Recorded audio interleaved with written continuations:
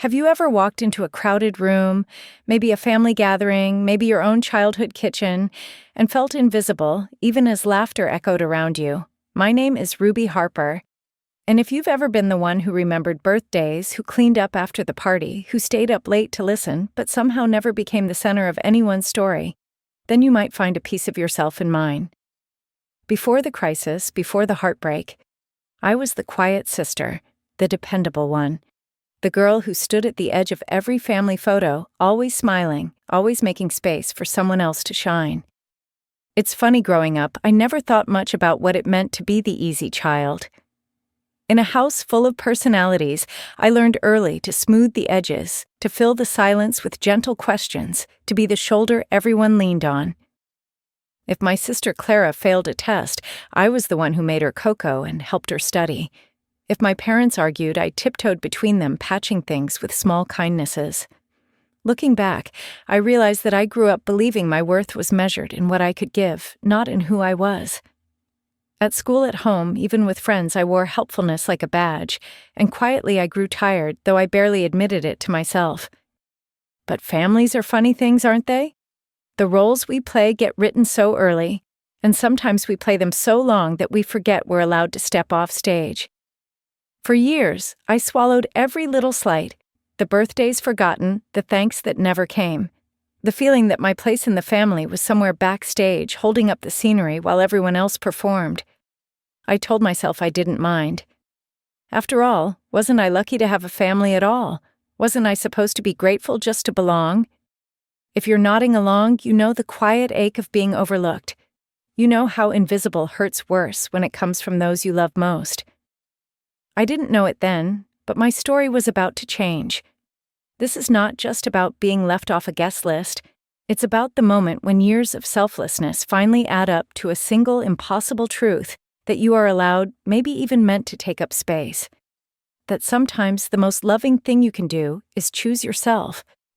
So before we dive into the unraveling, the wedding, the heartbreak, the hurricane of guilt and freedom that followed, I want you to know this isn't a story of bitterness.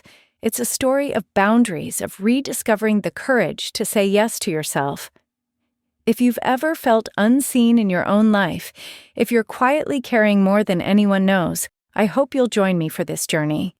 Because sometimes the bravest thing you can do isn't to hold your family together, but to let go and finally learn what it means to be whole. It happened on a Thursday afternoon, just when the world outside my window felt bright and ordinary. I was sitting at my kitchen table working my way through emails when my phone buzzed a simple message from my sister Clara. "Hey, just wanted to let you know the guest list is finalized, and we had to make some tough cuts. Hope you understand. Love you." For a moment, I stared at the words, half expecting them to rearrange themselves into something less painful. I wasn't some distant cousin or an old family friend. I was her sister, the one who had held her hand through every heartbreak, every dream. My hands shook as I read the message again, searching for a hidden meaning, a secret invitation that wasn't there. I wish I could say I brushed it off, told myself it didn't matter, but the truth is, something inside me crumpled. The pain wasn't just about missing one party or feeling left out of the fun. It was the realization that all the years of showing up, all the late-night talks and emergency phone calls and holidays spent together, somehow didn't add up to a seat at the table. I thought of the times I'd defended Clara when our parents were hard on her, the weekends I'd spent helping her move apartments or mend a broken heart. In families, the little things stack up until they become the story of your love. Now, for the first time, I wondered if mine had been invisible all along. Still reeling, I called my mother, hoping she'd tell me it was a mistake, that Clara had simply forgotten to include me in the group chat. But my mom's voice was cheerful, almost distracted, as if I'd called to talk about the weather. "Oh, honey," she sighed, "it's just a wedding. Don't make a big deal out of it."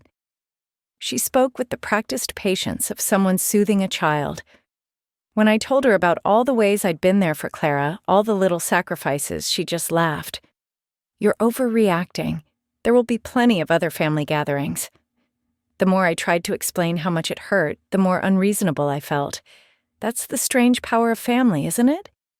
The people closest to you can make you doubt your own pain. I know I'm not the only one who's felt this way. A friend once confided that after years of playing peacemaker in her family, organizing reunions, remembering everyone's birthdays, she'd been left out of her cousin's milestone celebration. It's like you're only as valuable as the work you do, she told me, not for who you are. In many American families, we're taught to be strong, to swallow disappointments, to forgive quickly and never make waves. But when the cuts come, when the invitations go out and your name isn't on the list, it forces you to ask questions you've avoided for years. What is my role here? Am I loved or just useful? That afternoon, the truth landed like a stone in my chest. Love and loyalty, no matter how quietly or consistently given, are not always returned the way we hope. Sometimes, even the most generous hearts can be overlooked, especially when their gifts are given without strings. I remember scrolling through Clara's social media, seeing posts about the wedding, smiling faces, glittering plans, long lists of friends and family who had made the cut. There's a unique kind of ache in watching the people you love celebrate without you, especially when you've spent your life making sure they were never alone. For anyone who's ever been quietly cut from the guest list, literal or metaphorical, here's the lesson I wish I'd learned sooner. Your value does not shrink to fit the size of your invitation. Being left out hurts, and it's okay to admit it.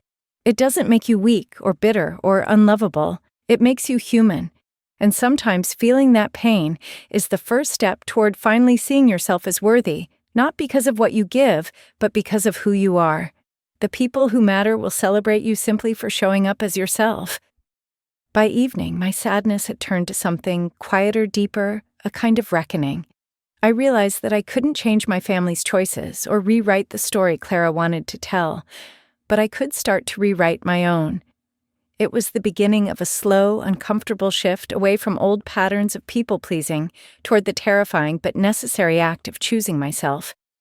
I didn't know then where that choice would take me, but I knew at least for now that I was done waiting for permission to belong.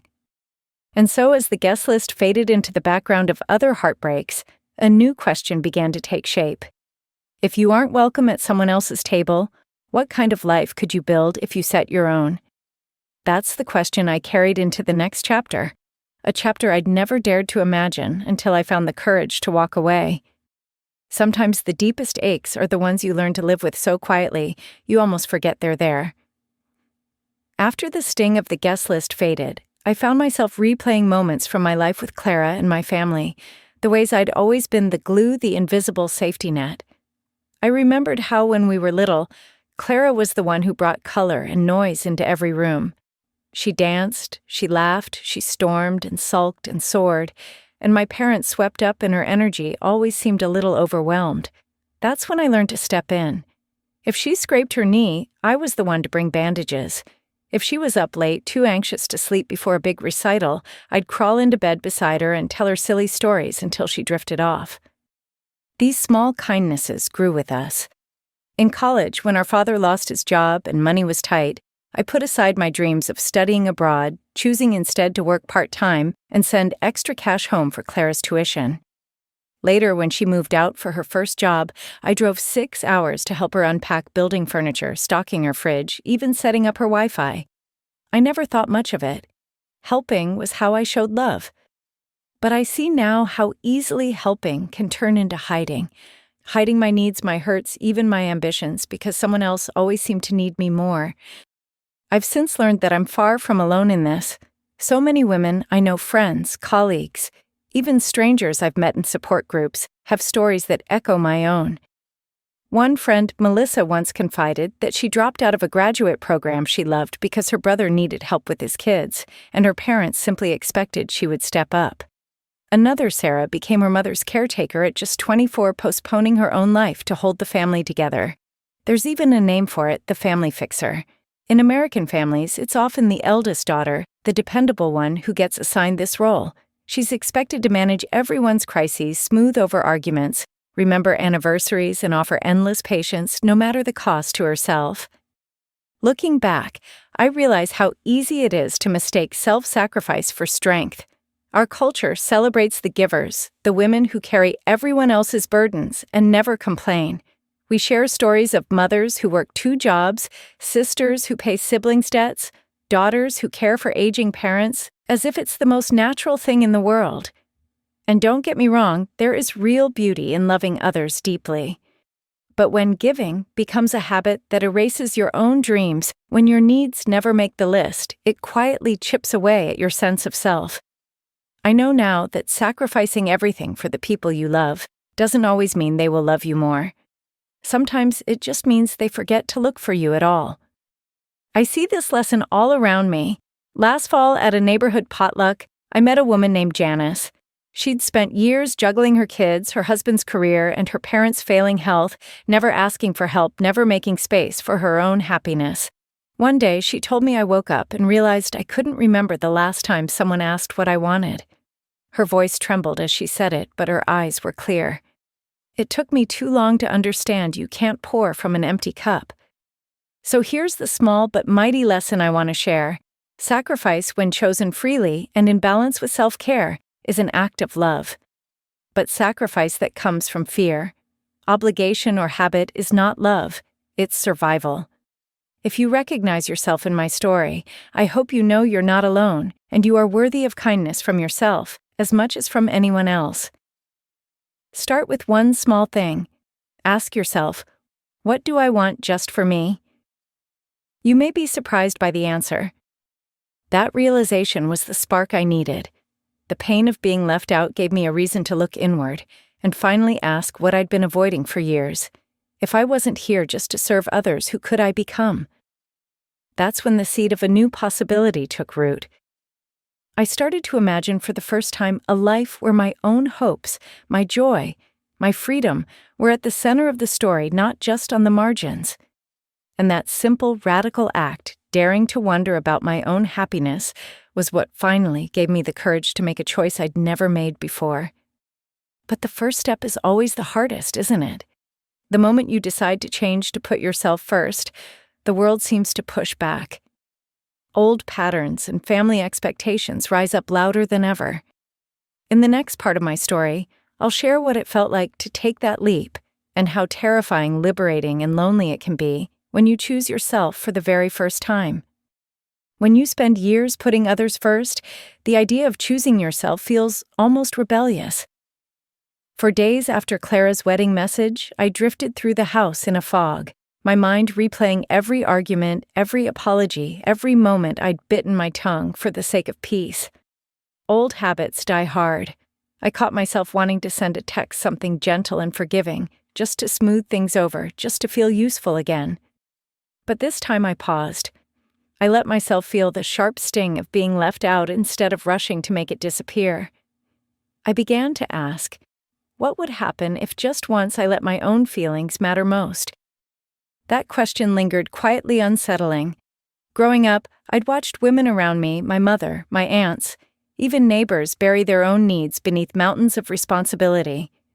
They were always there, holding families together, but rarely did anyone hold them. One afternoon, I sat with my neighbor Mrs. Avery, a widow who had become like a grandmother to me.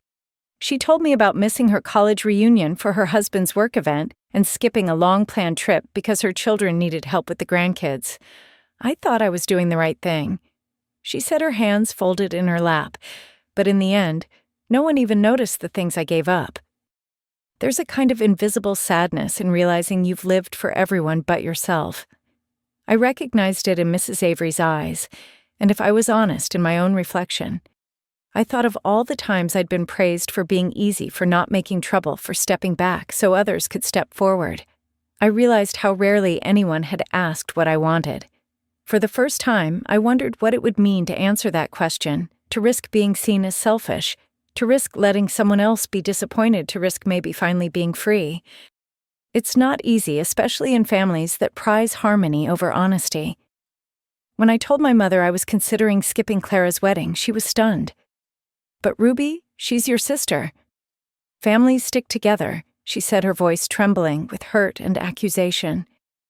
The message was clear. My absence would make me the problem, not the years of being overlooked. I felt guilt twist inside me, a heavy old feeling that made me want to retreat. But something in me had shifted. This wasn't about payback or pettiness. It was about respect. I wanted to honor my own feelings the way I had always honored everyone else's. If you've ever chosen yourself for the first time, you know the fear is real. I worried about being judged. I imagined the stories my family would tell about me selfish, dramatic, unforgiving. But slowly, I realized the only story I could control was my own. One evening, I sat at my kitchen table with a cup of tea, and with shaking hands, I booked a trip for the weekend of the wedding. It wasn't extravagant, just a little bed and breakfast by the coast, but it felt like rebellion and relief all at once. For the first time, I chose to step out of the supporting role and into the center of my own life. The lesson here is simple but powerful. Setting boundaries isn't about shutting people out, it's about letting yourself in. It's about saying yes to your own needs, even when you're scared. Sometimes the people who love us most are the slowest to see our growth. And that's okay. Your journey isn't for their approval, it's for your own peace. The world will keep turning if you say no. The sun will still rise if you choose rest over obligation. You are allowed to want more for yourself, and you are allowed to go after it, even if no one else understands. Making that choice didn't solve everything overnight. There were moments I second-guessed myself, moments when loneliness crept in and whispered doubts. But as I packed my suitcase and turned off my phone for the first time in years, I felt something new, stirring a soft hope that maybe there was more to life than being needed. Maybe there was joy in simply being. And so with a mixture of fear and excitement, I set out on my small, brave escape. I didn't know what I would find or who I would become. All I knew was this: I was done waiting for someone else to give me permission to live my own life. And that in itself felt like the beginning of something extraordinary. In the next part of my story, I'll share what happened when I allowed myself for the very first time to taste real freedom. The morning I left for the coast, the world felt brand new, like sunlight after weeks of rain. There was no grand send-off, no one fussing over my suitcase at the door. Instead, there was only me, the hush of early dawn, and the quiet thrill of driving toward something unknown. I had booked a tiny room at a weathered inn perched above the Atlantic where salt air swept in through open windows, and time seemed to slow to the rhythm of the waves. For the first time in as long as I could remember, I wasn't heading somewhere to take care of someone else. I was just going for myself. It's funny, the little things that feel so enormous when you finally claim them. That first afternoon, I wandered the sleepy boardwalk with no schedule and no one to please. I bought a cone of melting lemon ice, sat on a wooden bench, and watched children chase gulls across the sand.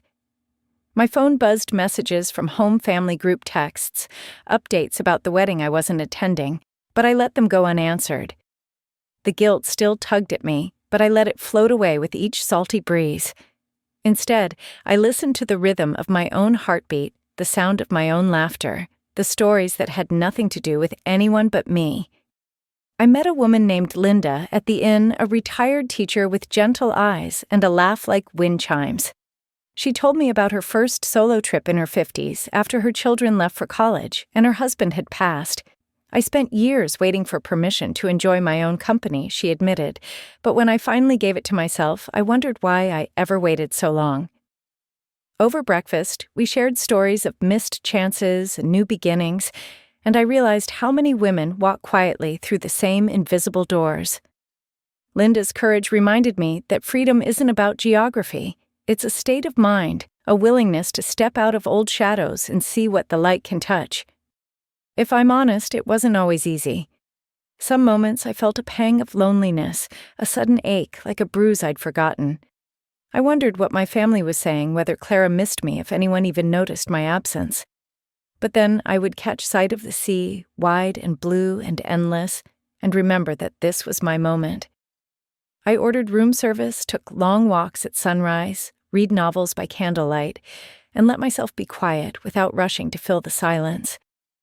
The more I slowed down, the more I heard the soft voice inside the one that had always whispered dreams, the one I'd drowned out for years in the noise of taking care. This is the lesson that surprised me most. Sometimes the hardest part of choosing yourself is learning how to receive your own kindness. We're taught to believe that self-care is selfish, that joy must be earned only after every other need is met. But real freedom, I learned, is the simple, radical act of being gentle with yourself. It's letting yourself rest, letting yourself savor, letting yourself matter, not because of what you do for others, but simply because you are alive and worthy. And that, I think, is the beginning of real healing. By the end of my stay, something inside me had shifted. I found myself smiling more easily, sleeping more deeply, waking with a sense of possibility I hadn't felt in years. The world hadn't ended because I said no. My absence from the wedding was just a small ripple in the lives of others, but for me it was a tidal wave sweeping away old guilt and making space for something new. When I packed my bags to go home, I felt lighter, steadier, as if I had finally made room for my own soul to breathe. What I didn't know as I left that peaceful little inn was that while I was learning to embrace freedom, the world I'd left behind was beginning to unravel. Sometimes the cost of claiming your own life is watching the old one fall apart and facing the unexpected consequences that ripple outward. In the next part of my story, I'll share how my family's picture-perfect celebration took a turn I never could have imagined, and how in the end, choosing myself changed more than just my own heart. I was waking to the sound of seagulls and sunlight filtering through lace curtains when my phone, long neglected, began to vibrate on the nightstand. At first, I ignored it. Still in the peace of my own quiet retreat, I wasn't ready to let the outside world intrude. But the calls kept coming one after another, a persistent chorus of names from home: my mother, my aunt, even Clara's best friend. The texts came fast and frantic snippets of panic and confusion. Something had happened at the wedding. As I finally scrolled through the flood of messages, the story came together in pieces. The ceremony had gone on as planned, flowers and music and the hum of celebration, but something cracked in the middle of it all. I learned that Clara and her fiancé had argued just before walking down the aisle, and in a moment of anger and doubt, he left. The news sent shockwaves through the crowd. There were tears-raised voices, relatives taking sides. The wedding my family had spent months preparing for had unraveled in a single afternoon, and the people who once brushed off my pain were now desperate for me to come home and fix theirs. There's a strange irony in how when a family crisis strikes, the person usually overlooked is suddenly the one everyone needs. My mother's voicemails pleaded for me to return. Only you know how to calm your sister Ruby. Clara's messages were a mixture of apologies and blame. Please, can you come back? Why are you doing this to me? It would have been so easy to fall into old patterns, to rush back and patch up the wounds, to be the reliable sister who puts herself last for the sake of peace. But as I sat there in the gentle morning light, the waves whispering just beyond the window, I knew something fundamental had changed inside me. I thought of a colleague named Dana who'd told me a similar story years before. Dana had always been the strong one in her family, the first to be called when things went wrong, the last to be thanked when they went right. After her brother's messy divorce, everyone assumed she would mediate, take sides, fix what was broken. I used to think that being needed was the same as being loved, she confided, until the weight of it nearly broke me.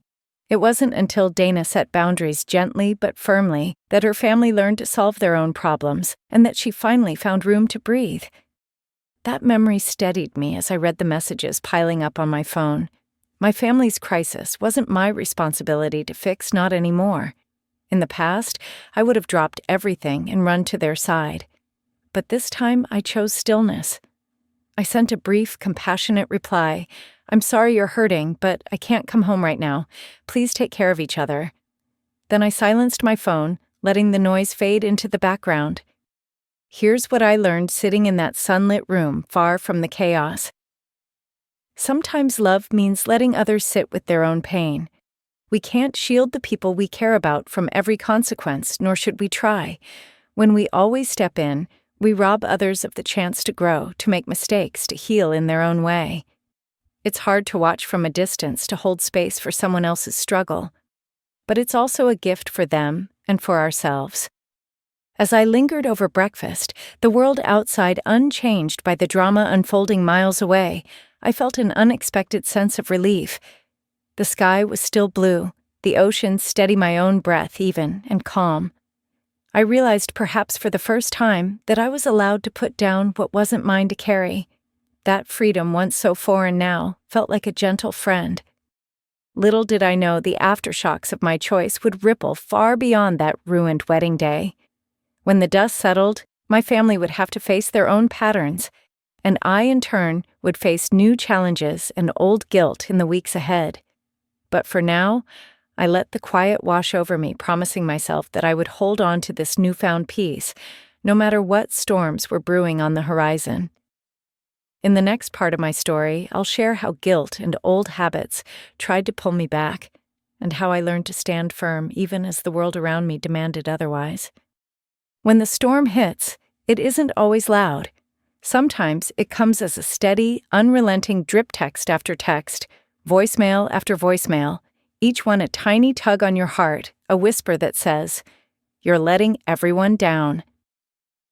In the days following the wedding disaster, I found myself back at the inn phone, in hand reading messages I knew by heart, before I'd even opened them.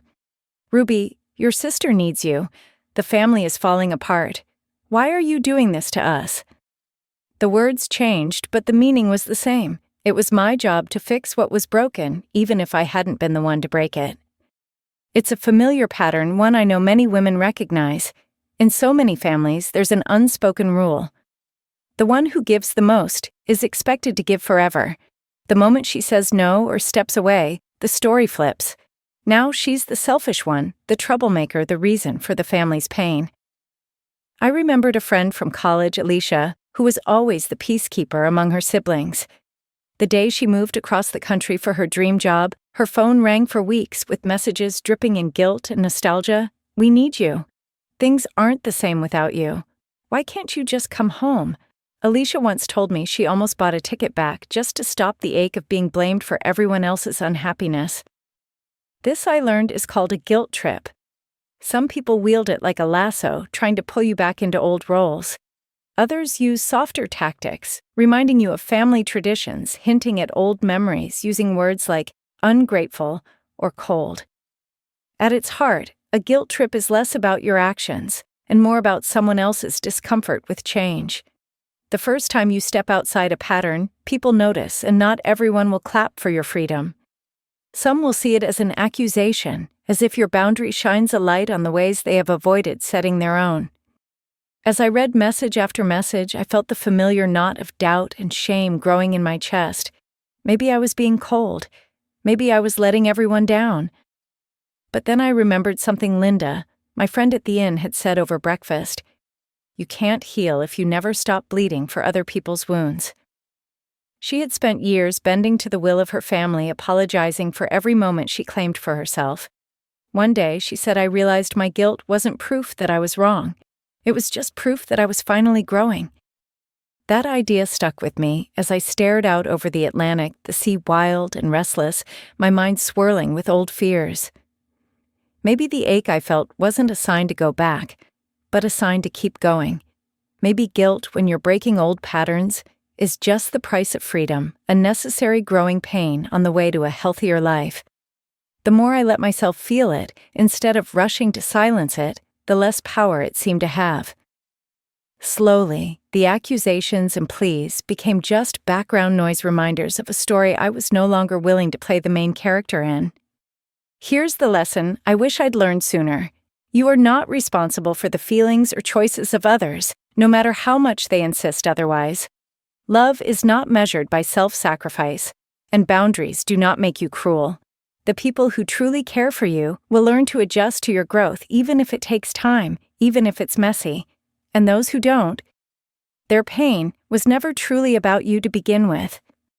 As the week ended and I prepared to leave the inn, I felt lighter than I had in years.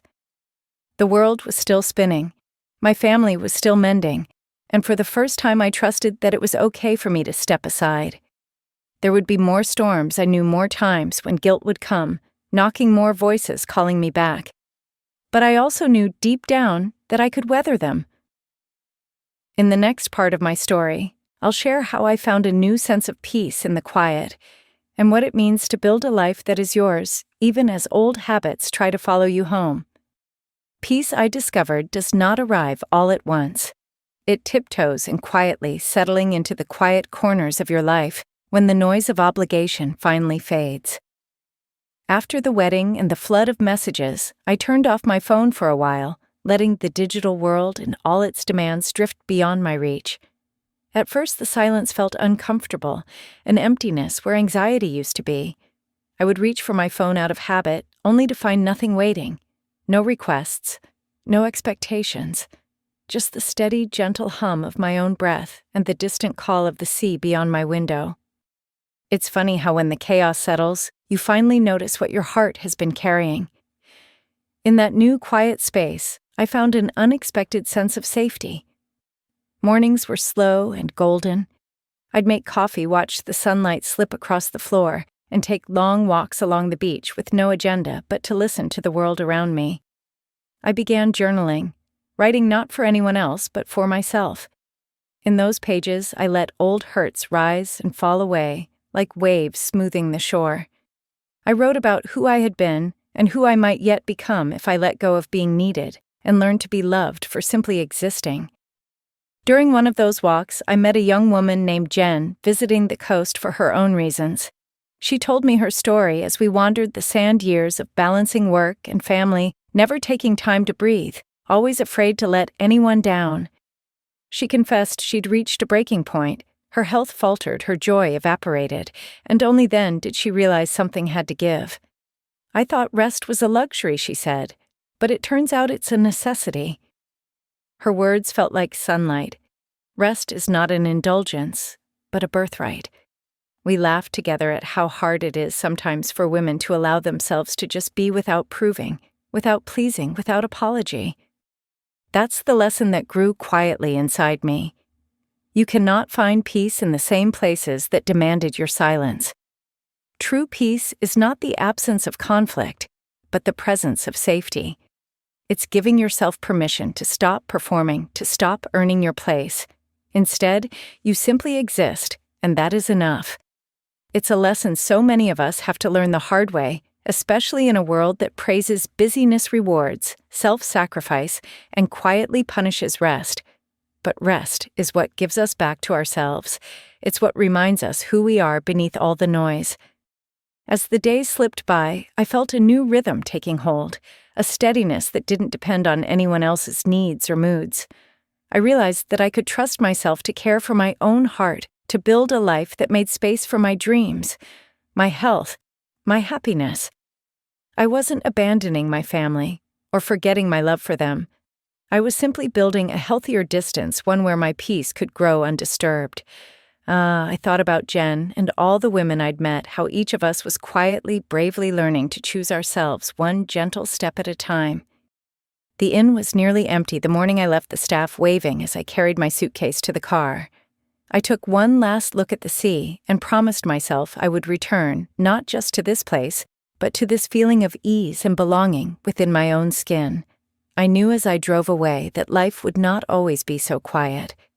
There would be challenges ahead, old wounds to heal, boundaries to maintain, new joys and losses to weather. But I carried with me a kind of peace I had never known, a peace born not of distance from others, but of closeness to myself. What I couldn't see just beyond the horizon was that my absence had started to change more than just my own life. My family, too, was beginning to face their patterns, to ask new questions, to look for healing in unexpected places.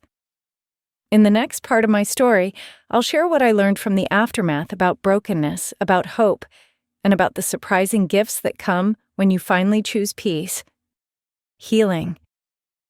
I learned isn't a single moment of revelation. It's a slow unfolding full of setbacks and small, unexpected gifts.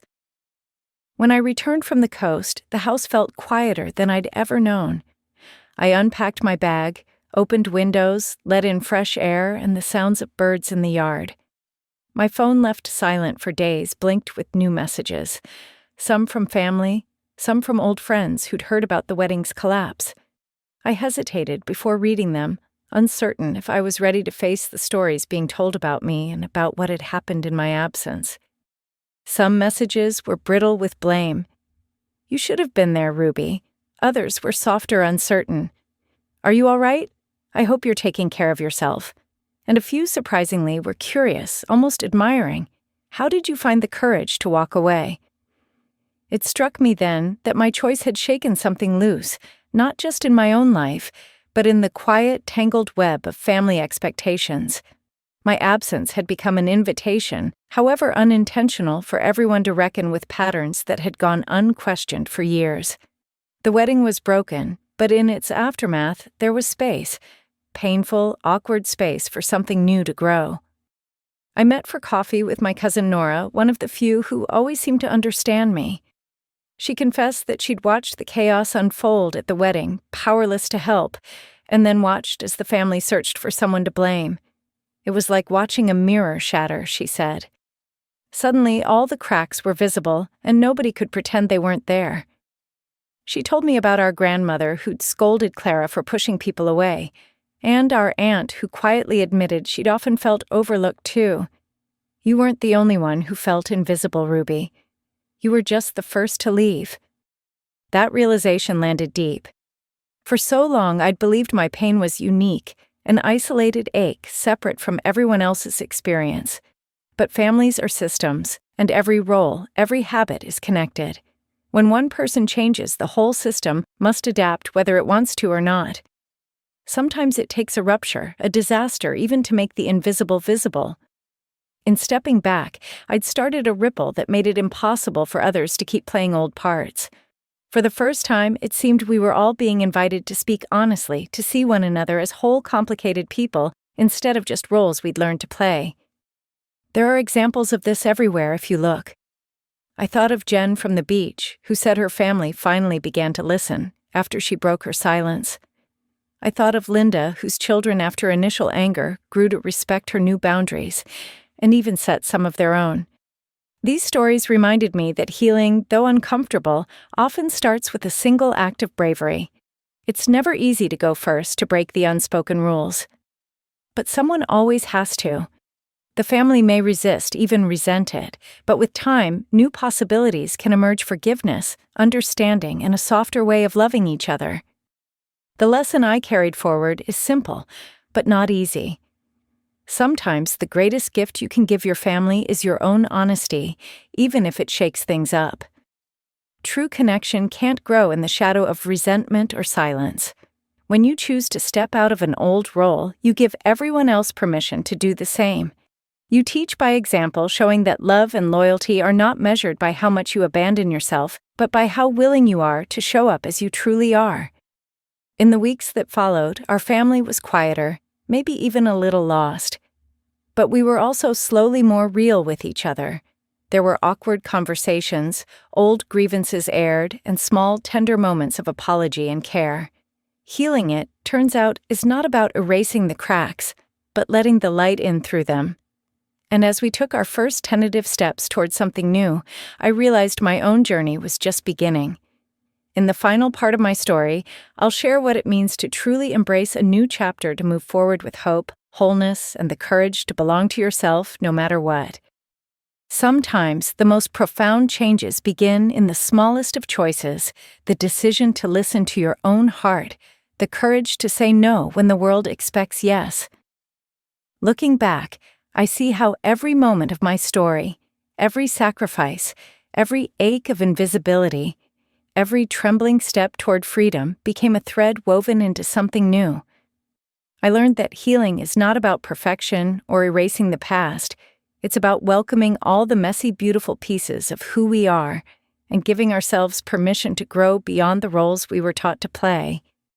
I remember those early days alone on the coast, when the silence felt daunting and the peace felt almost undeserved. But in that quiet, I found space to rediscover my own voice.